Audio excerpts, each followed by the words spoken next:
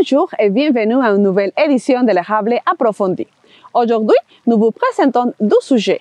Le financement et mobilisation communautaire pour la 12e édition de l'événement Art et Mouvement à Saint-Ferdinand et une annonce sur l'économie sociale pour la région à Victoriaville. Maintenant, nous nous trouvons dans les sentiers Art et Nature des Appalaches, plus connus comme SANA, pour découvrir l'engagement communautaire qui produit la 12e édition de l'événement Art et Mouvement. Le SANA est accessible depuis le 1216 du rue principale à Saint-Ferdinand, ancien sentier hospitalier pour des patients avec des maladies mentales. Le SANA est aujourd'hui une place récupérée pour les citoyennes et citoyens de la région. Pendant toute l'année, la communauté ramasse des fonds, fait des demandes de bourses et aides financières pour convertir les sentiers dans un point de rencontre d'œuvres d'art paysagères. Cela permet aujourd'hui que 5 équipes d'artistes de renommée nationale et internationale travaillent pour la création de leurs œuvres sur le thème « La forêt comme un refuge ». Cette année, les 5 équipes travaillent sur les œuvres suivantes. Comme un refuge, création collective dirigée par Pierre Sagan, commissaire et propriétaire des Jardins de vos rêves. Jardin de mémoire du collectif Bois du Bout. Le nid habité de l'artiste d'origine mexicaine Pilar Macías. Chirin Joku, par l'équipe de Repères, une entreprise phare en aménagement paysager durable au Québec. Comme une union par Amélie Lamontagne, artiste de la région. La création a débuté jeudi le 21 septembre et elle finira dimanche le 24 septembre 2023. Nous sommes ici le vendredi le 22 septembre pour vous expliquer les démarches sociales, montrer quelle est l'implication des fonds publics municipaux, régionaux, provinciaux et nous serons de retour pour montrer les résultats de cet investissement dans la communauté dimanche le 24 septembre.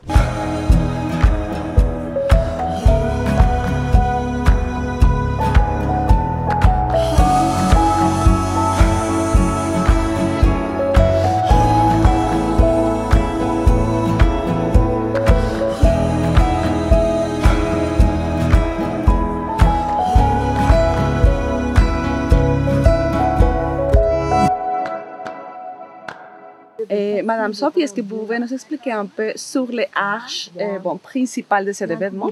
Donc, c'est l'entrée vraiment des Sentiers 2023. Là, c'est une œuvre, en fait, qui est collective, qui a été faite par plusieurs citoyens, bénévoles, qui a été conçue par Pierre Séguin et Sonia Mondor des Jardins de vos rêves. Et c'est vraiment là, la porte d'entrée pour le Sentier 2023 d'Art en mouvement. Donc, ils ont travaillé fort, là, vraiment pour ça. C'est une œuvre permanente. Ils ont creusé, ils ont coulé des fondations en ciment. Et, la base est en roche, en branches, flottée, ensuite du bois. Donc, on voit que les éléments, là, c'est tous les éléments qui sont présents dans l'arche, en fait. Puis, la floraison tout à la fin, là, au sommet avec les fleurs, les fruits et tout ça. C'est ça qui va nous permettre, en fait, d'entrer dans le Sentier 2023 d'Art en mouvement. Monsieur Pierre, comme est né le projet, raconte-nous un peu de l'histoire de ce territoire. OK. Alors, c'est un terrain, en fin de compte, où on est présentement, qui appartenait à l'hôpital Saint-Julien. Et quand l'hôpital a fermé, ces terrains-là ont été cédés à la municipalité de Saint-Ferdinand. OK? Alors, comme il y avait, sur le plan d'urbanisme de cet emplacement-là, une volonté à développer des habitations, alors, il y a des gens qui nous ont contactés pour nous dire, est-ce qu'on pourrait faire autre chose que faire du développement commercial avec les terrains? Parce que la vue sur le lac, c'est magnifique. Les arbres centenaires qui sont ici, qui ont été plantés à l'époque de l'hôpital, c'est précieux. Et tout le projet aussi, un projet très intéressant de Sœur Bouliane, qui a décidé de faire des sentiers ici pour sortir les patients de l'hôpital et venir prendre un peu de nature, quoi. Et donc, nous, on a dit, ça, c'est une très bonne idée.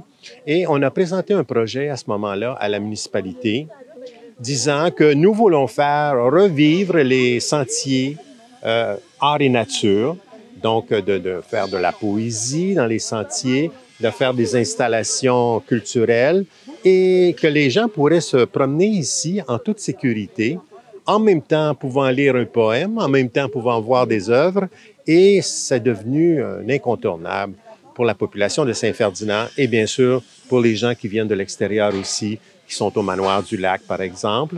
et qui viennent parce qu'on connecte avec le Manoir du Lac. On a 6 kilomètres de sentiers.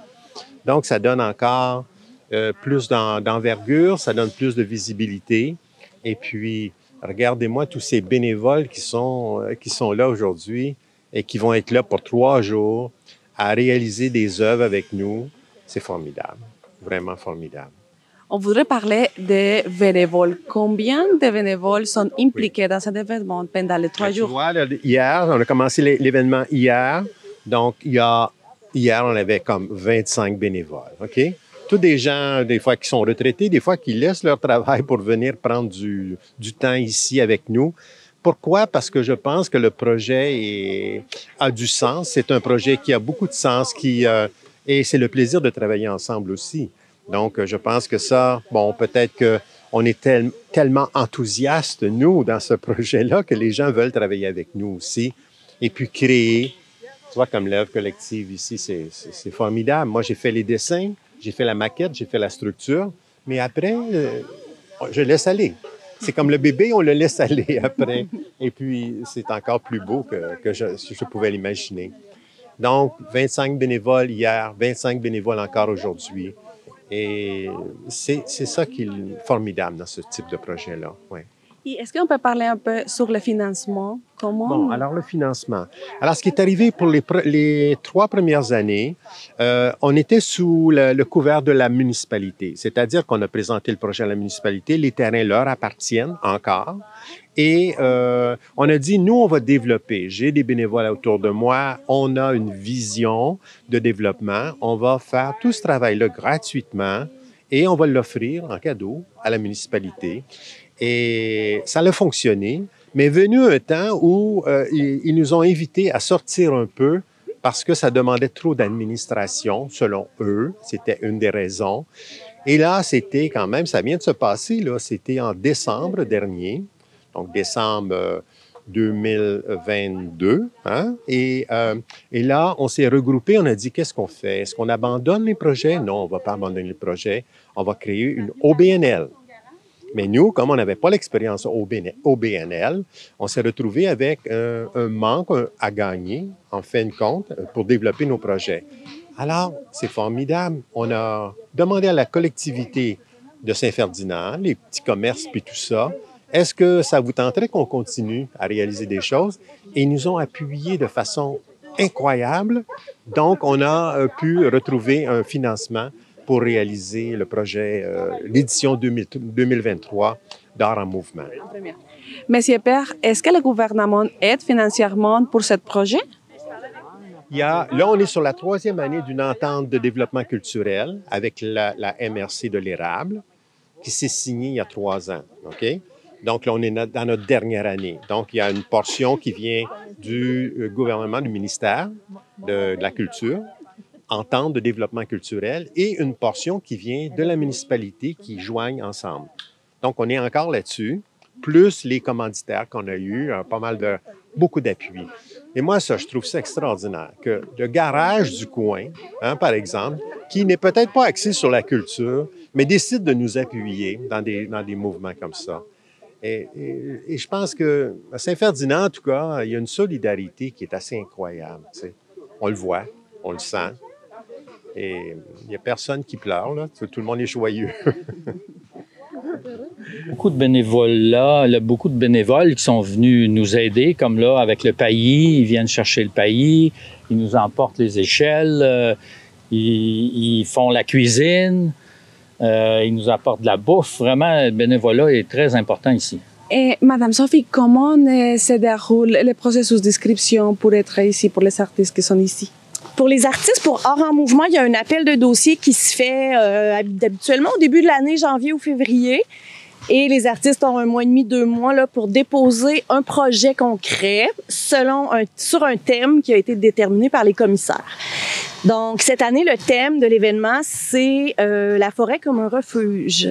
Donc, tous les artistes ont créé une installation qui est dans en lien avec ce thème-là, qui est la forêt comme un espace où ça a été, je pense, beaucoup l'idée aussi que suite à la COVID, Pendant la COVID, la forêt a été beaucoup un refuge, un lieu où on pouvait se réfugier, être bien, sans masque. On croisait des gens aussi dans la forêt parce que on voyait personne ailleurs, mais des fois on prenait une marche puis hop, on se voyait un petit peu, tu sais. Fait que c'est cette idée-là là, de la forêt comme un lieu où on peut se réfugier, se rencontrer, on peut être bien en fait. Et comment est née l'idée de faire un événement comme ça? L'idée du Sana vient, je crois, c'est de Pierre Séguin et Sonia Mondor qui ont le Jardin de vos rêves et ils voulaient en fait redonner un peu à la communauté de Saint-Ferdinand. Et ces jardins-là, c'est tous les sentiers du Sana, sont des sentiers qui étaient entretenus par sœur Georgette Bouliane à l'époque où il y avait l'hôpital psychiatrique derrière. Donc l'immense hôpital psychiatrique Saint-Julien, là, il y avait énormément de patients. Et cette sœur-là s'occupait beaucoup des loisirs. Et elle avait défriché des sentiers et elle amenait ses patients. Donc, elle s'est assurée que les sentiers étaient accessibles aussi. Donc, il y a des parties qui sont asphaltées ou qui sont très, très bien tapées pour pouvoir passer les fauteuils roulants des patients. Et l'hôpital a été démoli en 2012 et sœur Bouliane a continué son œuvre dans le village quand même. Elle a continué de défricher, de bûcher des arbres et elle est décédée en 2017, je crois, et c'est une année ou deux plus tard qu'une équipe là, de bénévoles impliqués, là, une équipe de citoyens impliqués ont décidé de redéfricher, redécouvrir les sentiers que sœur Bouliane avait entretenus toutes ces années-là. Donc, les sentiers du Sana, ils ont beaucoup d'histoire, en fait, parce que c'est des sentiers qui ont été utilisés, là, qui ont permis de faire du bien beaucoup à plein de patients qui étaient internés à l'époque, là, à l'hôpital de Saint-Julien. Est-ce que vous pouvez nous expliquer un peu sur l'œuvre de ce collectif? Comment ça s'appelle? Ici, c'est l'œuvre de Pilar Mathias, donc qui est d'origine mexicaine. Pilar est une artiste qui est photographe à la base et elle travaille de plus en plus l'installation. Et là, elle a gagné des premiers prix de Land Art, entre autres au Mont-Saint-Hilaire, là, qui est un des plus gros événements de Land Art au Québec. Et elle est avec nous, donc on est super content qu'elle soit là.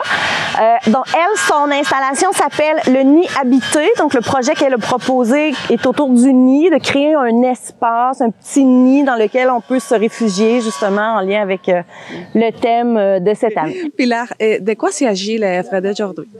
Mon œuvre s'appelle le Nid Habité.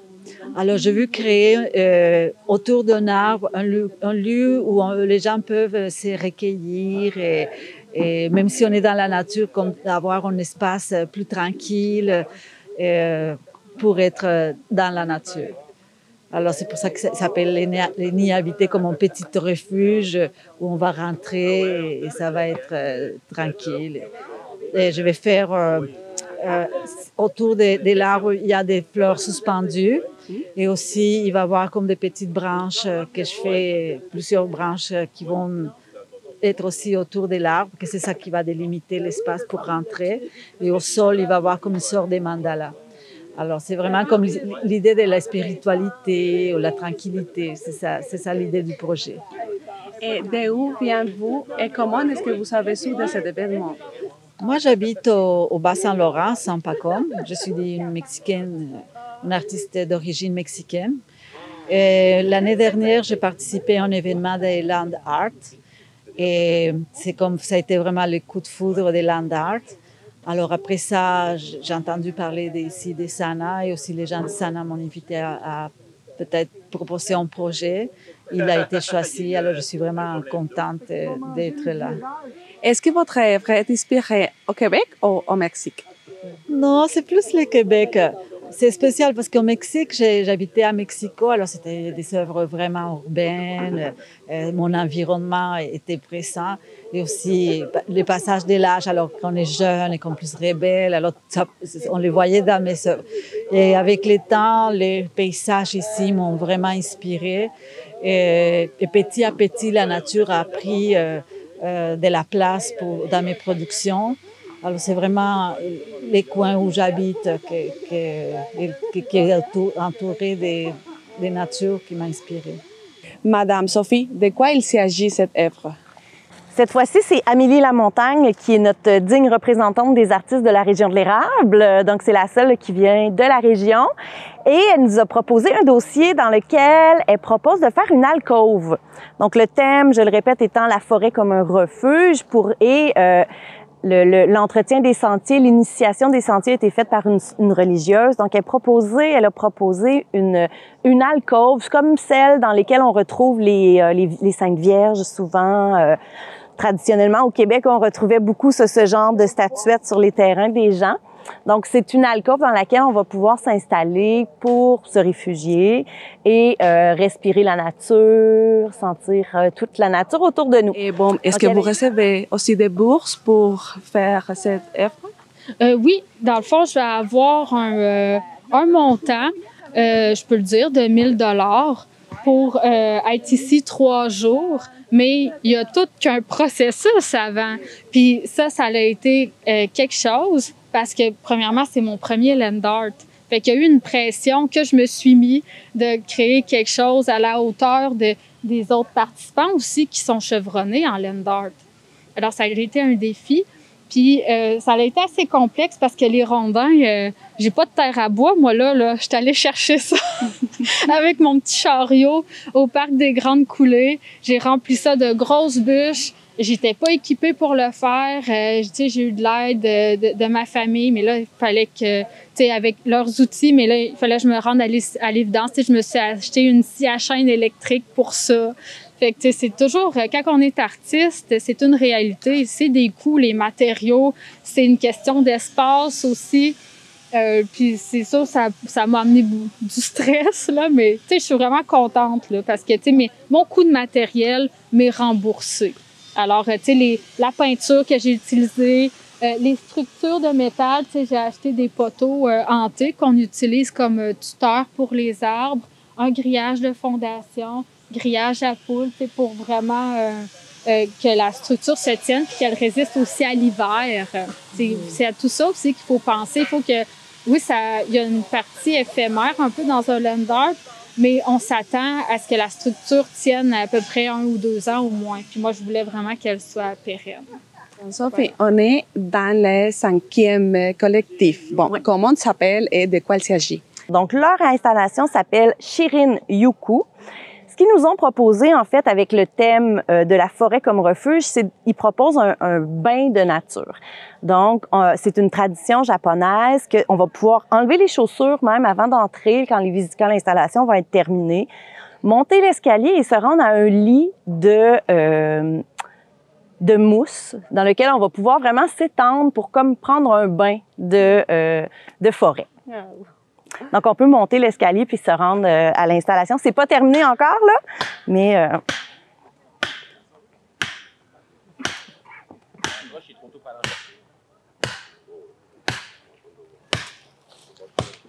Monsieur Simon, pourquoi c'est important de mettre en œuvre un projet durable, écologique? Un projet durable, un projet qui est beau, qui est durable, va persister dans le temps, va attirer des gens dans le projet ici qui est Sana, qui nous a invités. On a utilisé des matériaux qui viennent tous d'ici, de la forêt, là, à part le bois, mais ça reste un matériau noble là, qui va perdurer dans le temps. Vous faites aussi comme un travail dans la région, au Québec. Bon, pourquoi c'est important et quel est le travail que vous faites bien? Ben, Repère, notre entreprise, on fait la promotion des paysages durables avec des matériaux durables. Puis, on utilise beaucoup de plantes indigènes, de matériaux naturels. C'est ce qui nous fait vibrer. Puis, c'est ça, on offre à nos clients là, des projets avec des matériaux naturels. Et pourquoi c'est important pour vous de participer dans un événement comme Sana? Parce que ça rejoint nos valeurs de matériaux naturels, de projets durables, de beauté avec la nature. Monsieur Charles-Bois, comment la municipalité s'est impliquée dans l'événement de Sana? Au départ, ce sont des terrains qui appartiennent à la municipalité qu'on en a fait l'acquisition en 2020. C'est une succession, on a acheté des terrains et les sentiers qui se trouvaient là, ben, on en est propriétaire. Donc, on nous a approchés tout simplement pour faire utiliser une partie des sentiers qui appartiennent à la municipalité pour faire un événement artistique. Et M. Charlevoix, comment vous avez recruté les artistes qui font partie de cet événement? J'ai pas de lien avec les artistes. Le SANA est une corporation indépendante de la municipalité. C'est eux qui organisent ça, le Sentier Art et Nature des Appalaches. C'est eux qui organisent l'événement pour la fin de semaine. Ça fait qu'ils sont complètement autonomes. Nous, on offre à la fois, on leur donne un soutien financier et également, notre service de voirie est à leur disposition à l'occasion pour différents travaux. Madame Sonia, on voudrait savoir un peu plus sur le recrutement des artistes pour cet événement de SANA. Alors, on a lancé des invitations. C'est sûr qu'on est dans le domaine, alors on connaît beaucoup de gens qui travaillent du land art ou qui travaillent avec des éléments naturels. Alors, on a lancé ces invitations-là à une dizaine d'artistes ou de groupes d'artistes. Et on en a choisi 4 parmi ceux-là. Et nous faisons une œuvre collective, les bénévoles ici dans le SANA, qui est l'œuvre est dirigée par Pierre Séguin, mon conjoint, et je l'assiste là-dedans. Et on travaille très fort pour embellir le SANA. Et comment est-ce qu'ils ont gagné la place pour être ici? Quel a été comme les plus de chaque collectivité pour être ici? Bien, on a demandé un croquis ou une maquette pour se présenter, qu'est-ce qu'ils voulaient faire. Et on avait un thème à respecter aussi. Le thème, c'est la forêt comme un refuge. Alors, on fallait juger si ça répondait bien au thème. Et les artistes ont présenté différents projets. On en a choisi 4. Moi, je n'étais pas dans le jury. C'était Pierre, Marie-Aude Blaniel, Chantal Auger. Comment c'est l'organisation de cet événement pour le logement, mais aussi pour la nourriture des artistes qui viennent des autres régions? Mais écoutez, c'est toute une organisation. Ici, là, on est une dizaine dans le comité qui s'occupe de chacun ses responsabilités. Il y en a qui s'occupent de la nourriture, d'autres de loger les gens, d'autres de s'occuper de la comptabilité. On a eu beaucoup de commandites aussi de la part des commerces de Saint-Ferdinand. Et tout ça nous aide beaucoup à fonctionner. Alors, chacun a ses responsabilités et ça roule très, très bien. C'est bien organisé. On doit loger les artistes dans différents endroits, soit qu'on loue des locations ou des membres des bénévoles acceptent de loger un artiste chez eux. Après ça, les recevoir pour les repas, les déjeuners compris, les dîners, les soupers pendant 4 jours. Alors, oui, il faut bien s'organiser pour bien recevoir notre monde. Ils ont un cachet aussi. Chaque équipe d'artistes a un cachet. Je pense cette année, ils ont 1 000 $ par équipe. Bon, on vient ici, on vient pas ici seulement pour l'argent. Je connais les gens qui sont ici, les équipes. Je pense que c'est la réunion de tous, cette énergie artistique qui nous unit, puis après on mange ensemble, on fait des connexions ensemble. C'est toute une ambiance spéciale. Madame Lucie, comme ça a été l'organisation pour nourrir tous les gens qui sont venus ici à cet événement de SANA? OK. On avait le mandat de donner de la nourriture aux trentaines de bénévoles le midi et le soir pour les artistes qui venaient de l'extérieur.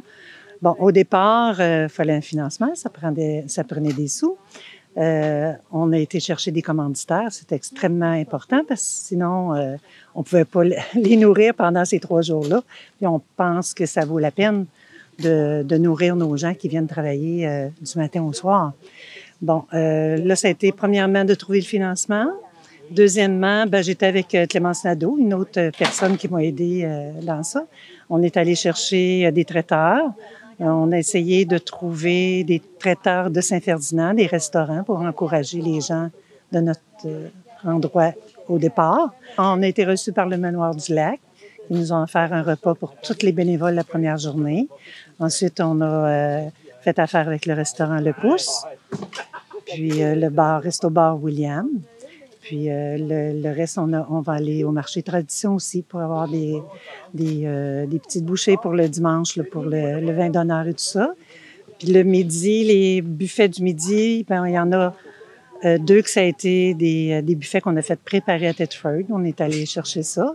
On ne pouvait pas avoir de traiteur à Saint-Ferdinand pour faire des buffets là, pour je dirais 25 personnes qu'on a eu à nourrir. Là. Vous avez entendu les équipes qui ont participé de la 12e édition de Art en Mouvement dans les terrains publics d'Ussana.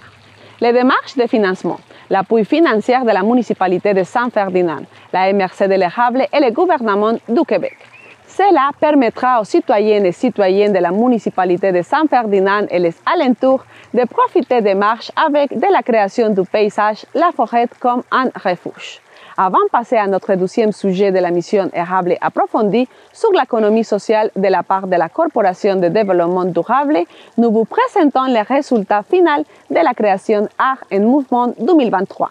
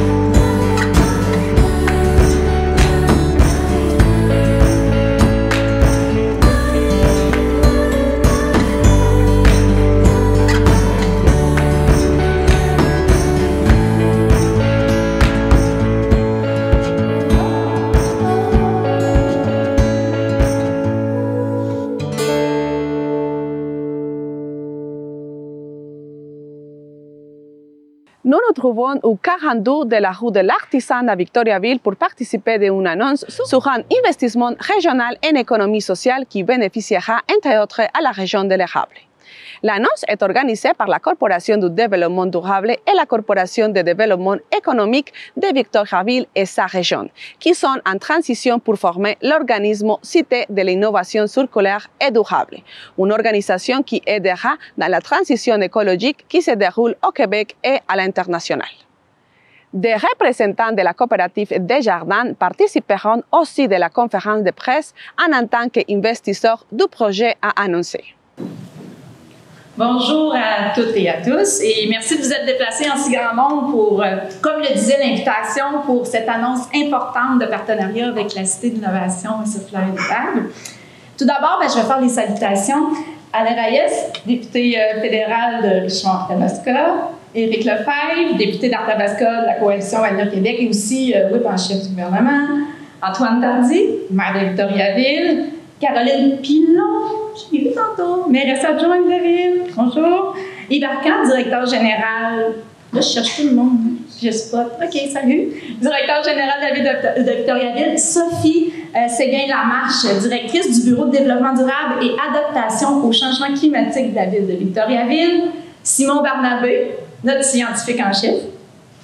Salut. Et nos partenaires, en particulier Mylène Lavigne de Sanimark qui nous reçoit ce matin, et aussi Patrick Marchand qui est le VP Innovation et Qualité, puis aussi les représentants de Desjardins. Je voudrais saluer aussi mes collègues de la Cité d'Innovation circulaire et durable, Frédéric Boisvert et chers représentants des médias, bonjour. Je sais que vous avez hâte de savoir c'est quoi l'annonce, mais avant, je peux vous présenter ce qu'est la Cité d'innovation circulaire et durable en vidéo. La transition écologique s'est amorcée à Victoriaville et dans sa région voilà près d'un demi-siècle avec la première collecte de nos matières résiduelles. Depuis, plusieurs organismes œuvrent à sensibiliser, mobiliser et à changer les choses en matière de développement durable. Ayant fait sa renommée comme berceau du développement durable, Victoriaville entend désormais devenir un grand leader de l'environnement. Et pour y arriver, nous allons propulser sur notre territoire de l'innovation verte par l'entremise de la Cité de l'innovation circulaire.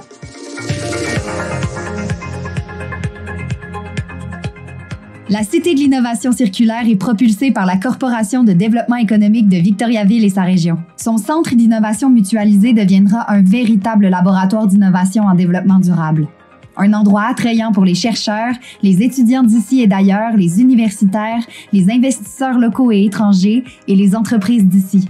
Notre région a l'ambition de devenir la référence par excellence en économie circulaire au pays et à l'international. Notre centre d'innovation va mettre en commun les expertises et les besoins en matière de recherche et développement. On va appuyer nos entreprises, développer des infrastructures stratégiques et animer un écosystème, tout ça pour devenir la plaque tournante de l'économie circulaire. Présentement, notre secteur manufacturier est confronté à de grands défis, notamment en matière d'emploi, mais aussi en intégration de nouveaux outils numériques et de pratiques durables.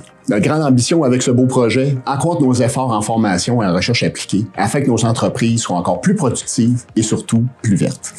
Une des étapes importantes était de rassembler les partenaires et de créer un mouvement de mobilisation, de concertation et d'engagement des acteurs. Des entreprises telles Cascade, Sanimark, Victoriaville Eco, Opdata, Ulix et bien d'autres ont joint notre mouvement. Cascade est un chef de file en matière de développement durable et d'innovation. Avec la Cité de l'innovation et son centre de recherche mutualisé, ainsi qu'au centre de recherche de Cascade, on va mettre nos forces ensemble au territoire pour créer de la richesse, créer de la valeur et faire du développement économique. Nous croyons au potentiel de ce projet d'envergure. La Cité, c'est un projet ambitieux qui tombe à point car ça répond aux besoins de l'industrie. C'est pour cette raison que Sanimark a choisi d'en être partenaire. On est heureux de l'ampleur du projet puis on est confiant pour les résultats à venir. Pour que le Québec devienne vert et prospère, il est important d'innover, de mobiliser et de mettre en commun nos connaissances et nos expertises. À tous les gens de Victoriaville, à tous les gens de la région, je vous invite à vous lancer dans ce projet d'innovation extraordinaire. Vous faites partie de la solution, l'innovation pour l'avenir du Québec.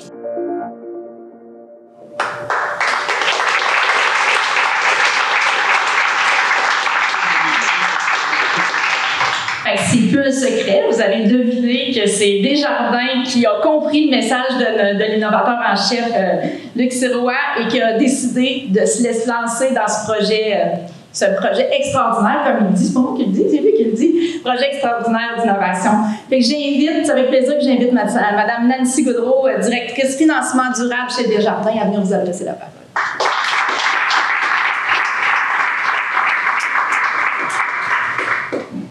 Eh bien, merci. Bon matin à tous. Alors, c'est un énorme honneur pour moi d'être là ce matin et m'adresser à vous au nom de Desjardins pour annoncer la contribution de 1,225, donc 1 250 000 $ en provenance du Fonds du Grand Mouvement dans la Cité de l'innovation durable et circulaire.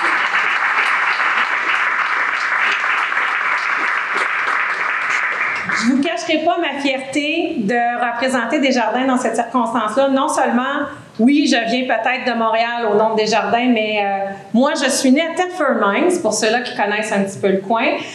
Ma mère est beauceronne, mon père vient de Sainte-Adrienne-d'Irlande. Alors, les régions, pour moi, j'ai ça tatoué sur le cœur. Fait qu'il n'y a rien de plus fascinant que d'être là aujourd'hui, vous voir et voir cette innovation au sein d'une très belle région qui est au cœur avec Victoriaville. Alors, merci beaucoup de m'avoir ici aujourd'hui avec vous. Et c'est un montant que je souhaite souligner qui est le plus important accordé par le Fonds du Grand Mouvement depuis la création du fonds. Alors, c'est quelque chose de quand même extraordinaire. Je tiens également à remercier Sanimac qui nous accueille aujourd'hui dans ces super locaux. C'est un privilège pour moi d'être là, puis de voir comment l'accompagnement et l'expertise de la Cité de l'innovation peuvent avoir un impact positif sur les activités. Lors des annonces officielles, on parle souvent d'argent. Oui, on voit 1,25 million, on aime ça, c'est fantastique. Mais c'est d'abord et avant tout, il faut souligner la fierté.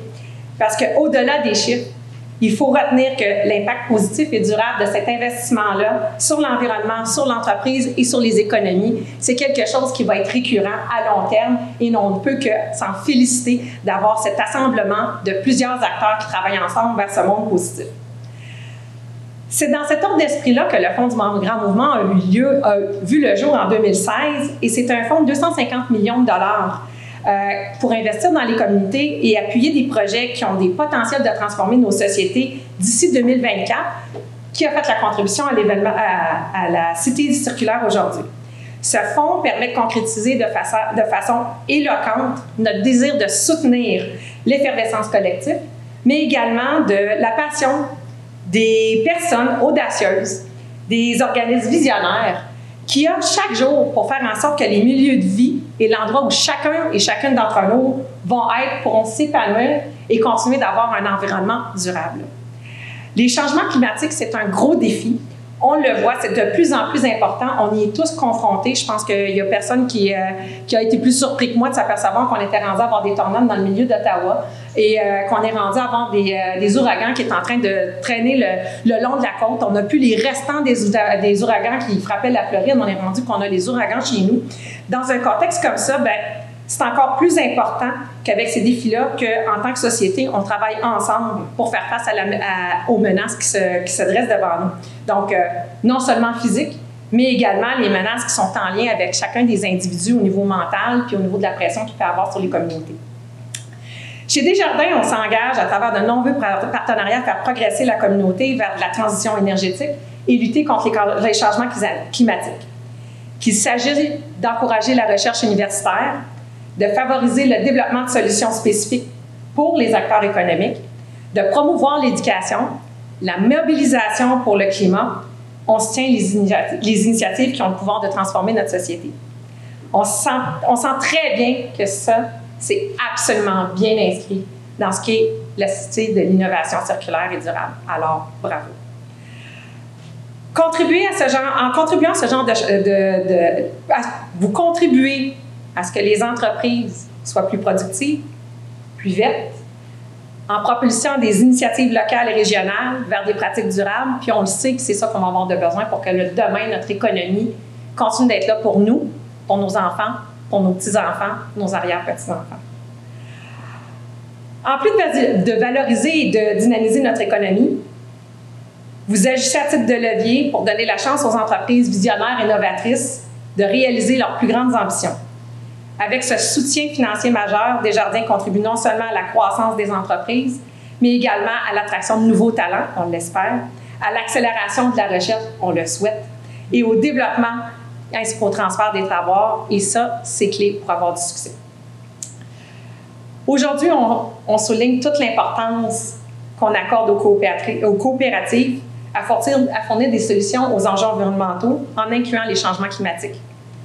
Desjardins est présent et engagé pour soutenir les solutions concrètes, durables et inclusives, et nous le devons pour aujourd'hui et pour les générations futures. Ce partenariat est un pas de plus vers nos ambitions.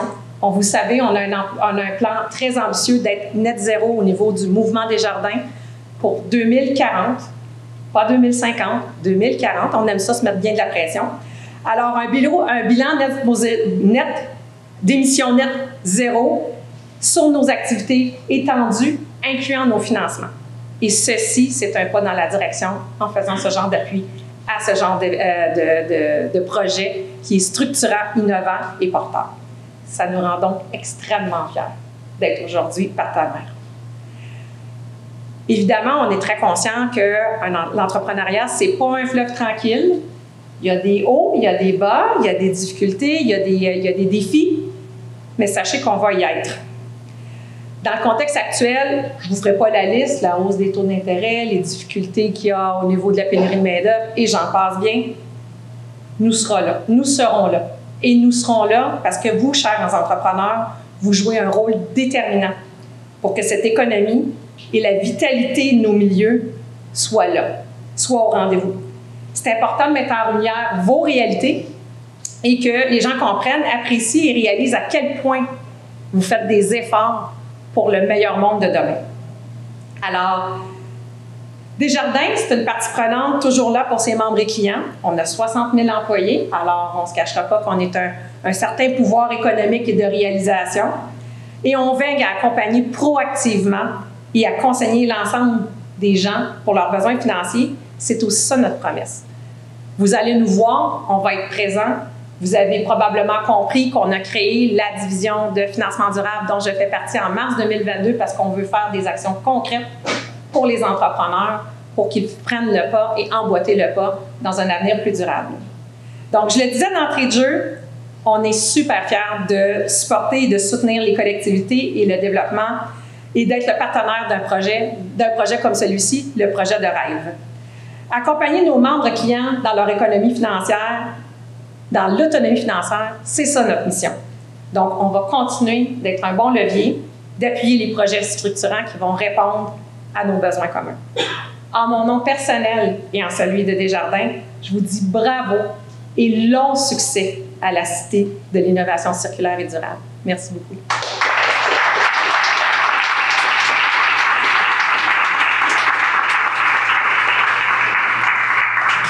Merci, Mme Boudreau. J'invite maintenant M. le maire Antoine Tardy, il doit être pas mal heureux aujourd'hui, à venir vous s'adresser à vous.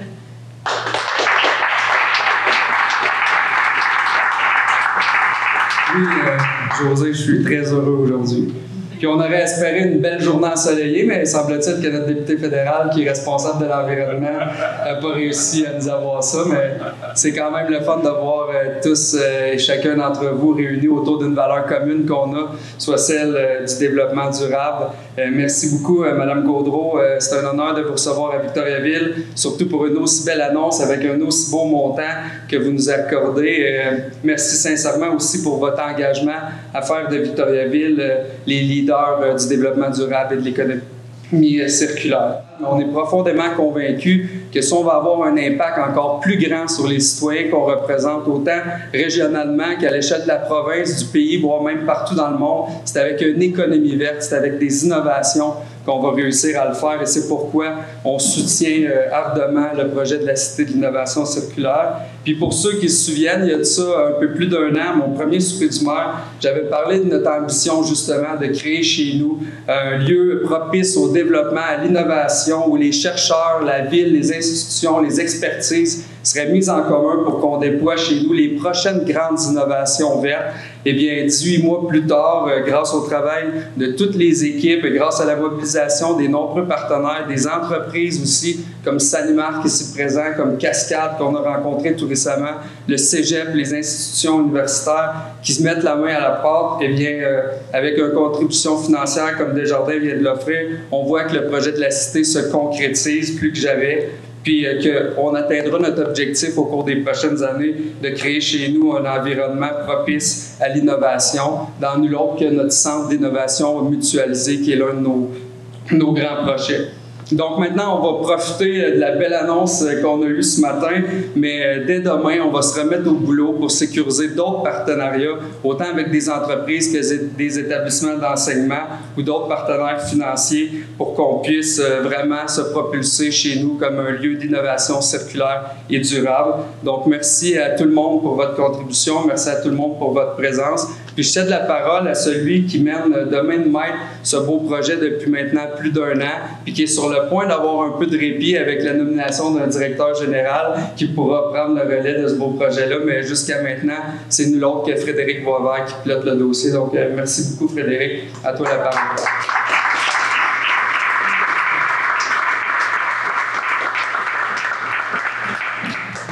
Merci Antoine. Passion, détermination, tu l'as tous les jours pour le super projet, puis merci de ton appui.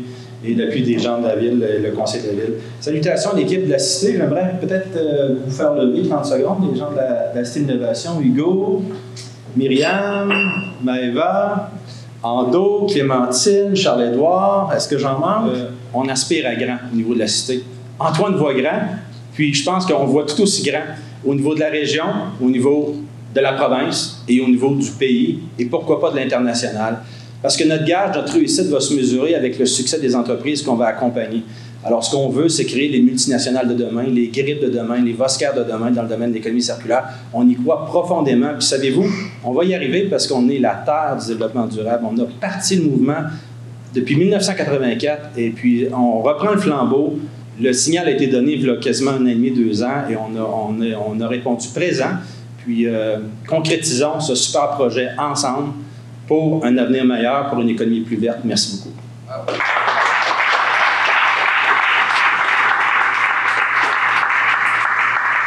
Et j'aimerais inviter à l'avant Mylène Lavigne, vice-présidente à la direction, pour nous adresser la parole.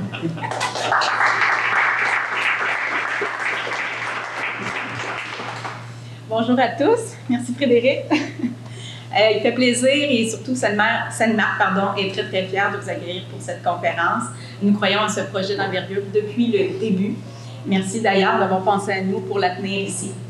Je tiens à mon tour à remercier Desjardins de ce très important engagement financier. C'est un geste et un apport important non seulement pour la région, mais également pour le Québec.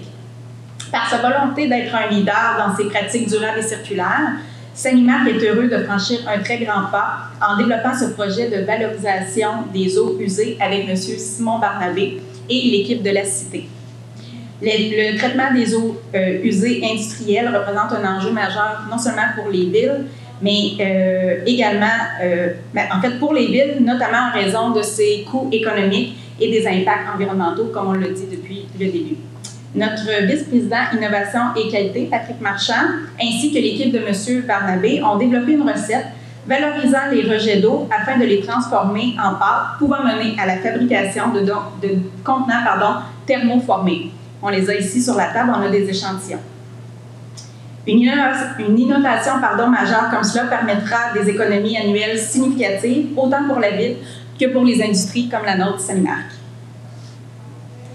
En terminant, justement, je vous invite à passer voir les contenants que cela peut créer. Puis, on a la chance d'avoir Patrick avec nous, Frédéric ainsi que Simon Barnabé pour répondre plus spécifiquement à vos questions. Je vous remercie.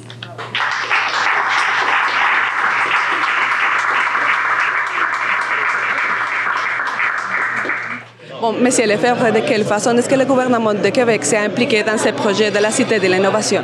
Oui, bien pour nous, c'est un des projets à l'intérieur des zones d'innovation qu'on veut développer à travers tout le Québec pour que chaque région ait son créneau. Et ici, la Cité de l'innovation circulaire et durable est le créneau qui a été reconnu pour la région par le gouvernement du Québec. Et l'importance ici, c'est que le gouvernement du Québec s'implique, les universités, les cégeps s'impliquent également, mais également le monde, la communauté des affaires doit s'impliquer pour qu'ensemble, on puisse développer ces zones d'innovation-là. Et on est très fiers aujourd'hui que Desjardins qui annonce 1,250 millions d'investissements dans la Cité de l'innovation. C'est une excellente nouvelle. Oui, et quelle est votre opinion personnelle? Comment ça bénéficie aussi la population?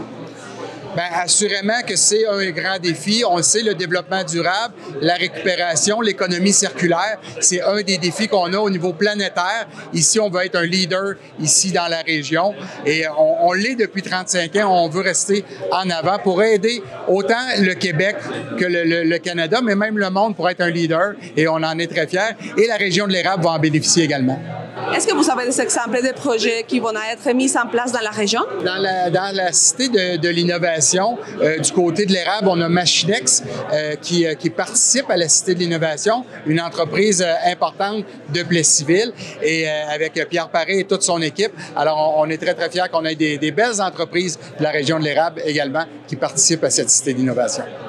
Bien, on veut développer à Victoriaville et dans toute la région une économie verte en amenant nos entreprises à travailler avec le milieu scientifique, à faire de la recherche et développement pour développer des nouveaux produits, de l'innovation qui sera circulaire et durable. Donc, on croit que le projet de la Cité de l'innovation va vraiment répondre à ce besoin-là. Puis d'ailleurs, aujourd'hui, on se trouve chez Sanimark, une entreprise de la région qui fait appel à nos services. Puis on a bon espoir qu'au cours des prochaines années, plusieurs autres entreprises vont également se lancer dans les processus d'économie circulaire. D'accord. Est-ce qu'il y a une problématique spécifique que vous voulez attaquer en première ou bon, il y a des projets qui s'en viennent pour ça? Bien, il y a un exemple qui a été donné aujourd'hui même. Par exemple, la ville de Victoriaville, on a dans notre parc industriel des rejets d'eau usée qui s'en vont être traités par des produits chimiques, puis qu'aujourd'hui, grâce à un procédé scientifique avec des microalgues, on est en mesure de produire des cartons qui vont pouvoir servir de produits de consommation. Donc, avec une problématique qu'on avait sur notre territoire, on est en mesure de faire un produit de vente qui va pouvoir avoir un impact lorsqu'il sera vendu à l'ensemble de la province, voire même du Canada. Donc, c'est ce genre de solution-là qu'on veut amener à des problématiques concrètes qu'on vit sur notre territoire. Et dans la région, quand est-ce que les gens pourront voir ce type de projet se réaliser?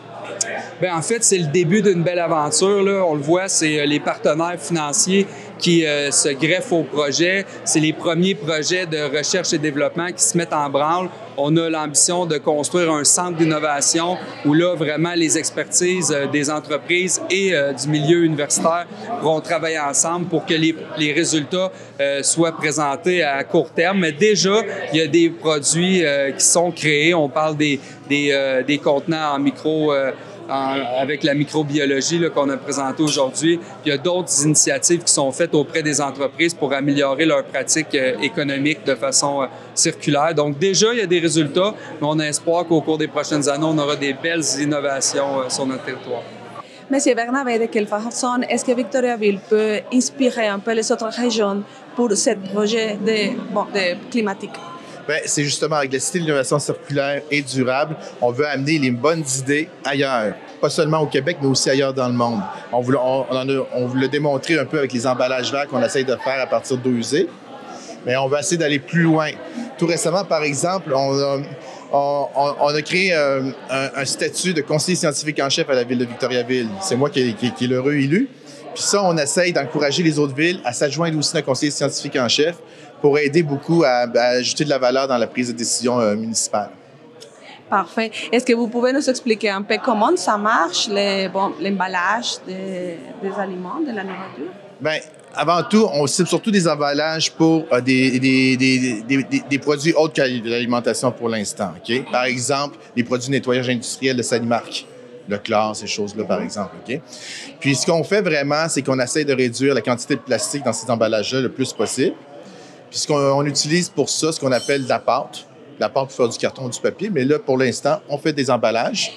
Puis, on utilise une technologie qui s'appelle le thermoformage. Ça permet de donner la forme que nous voulons.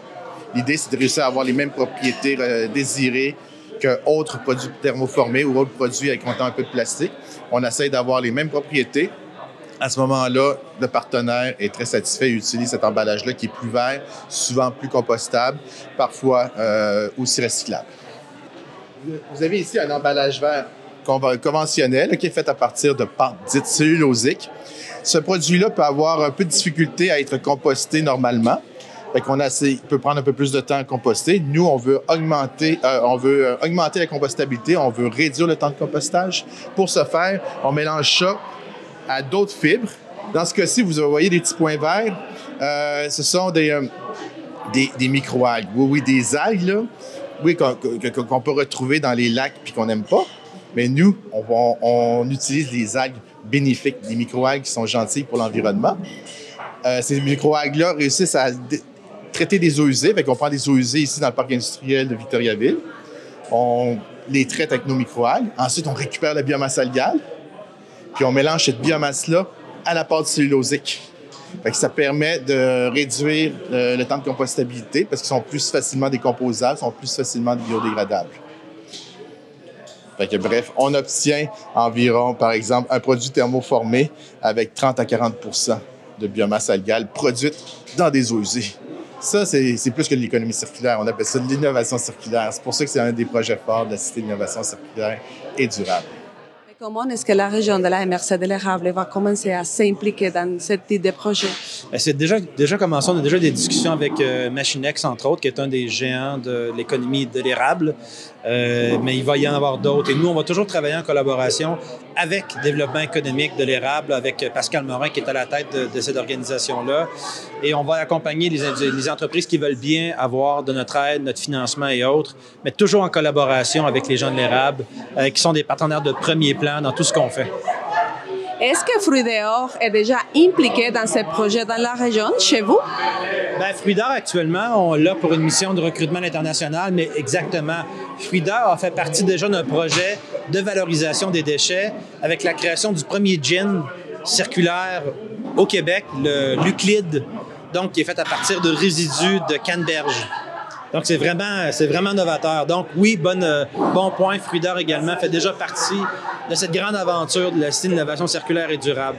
Bon, Aurélie, comment est-ce que, s'il y a des entreprises intéressées à s'embarquer dans ces projets, comment est-ce qu'elles peuvent se communiquer avec vous? Bien, les entreprises peuvent directement rejoindre quelqu'un de la Cité, donc une des personnes. On a des conseillers experts en développement durable, on a aussi des conseillères experts en économie circulaire. Donc, soit directement auprès de la direction ou auprès de conseillers qui sont actuellement sur le territoire. Puis nous, présentement, on couvre déjà 4 MRC, donc on est assez bien implantés. Les conseillers connaissent bien les territoires. MRC Arthabasca, MRC Érable, MRC Nicolet, Yamaska et Bécancour. Il n'y a pas encore de site Internet pour la Cité. Par contre, il y a réseaux sociaux. Donc, on a une page LinkedIn, on a une page Facebook. Donc, ne pas hésiter vraiment à nous contacter. On est là pour aider les entreprises à faire la transition et le virage vert. Vous avez entendu ces nouveaux annonces sur l'économie sociale qui bénéficiera à la région de l'érable. Elle impliquera par exemple les transformateurs de canneberge séchée et de bleu Fruits dehors de Plessisville et l'entreprise de production de machines de recyclage Machinex. Pour plus d'informations, vous pouvez consulter le site internet en construction www.corpodd.org avec des liens au réseau social vers le site de l'innovation circulaire et durable. Pour la TVC, Silvana Suárez.